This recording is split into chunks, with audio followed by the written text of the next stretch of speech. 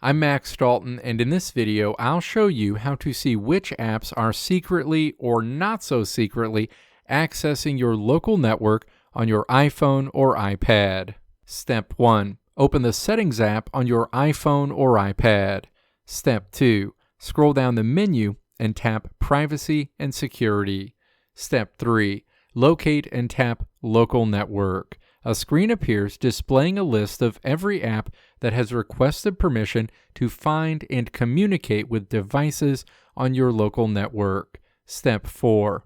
Review the list. If you see an app that you don't recognize or an app that you shouldn't need to see your other devices, like a simple photo editor or a calculator, tap the toggle next to that app to turn it off.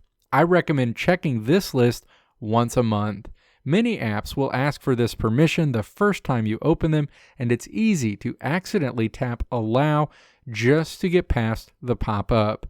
If you disable access for an app and later find that a feature like casting video to your TV stops working, you can always come back to this screen and toggle it back on. Let me know if this video helped you out in the comments below. If you liked what you saw here, click the video links on the right side of the screen to check out another video. Or click the logo on the left side of the screen to check out my tutorial website at www.maxdalton.how.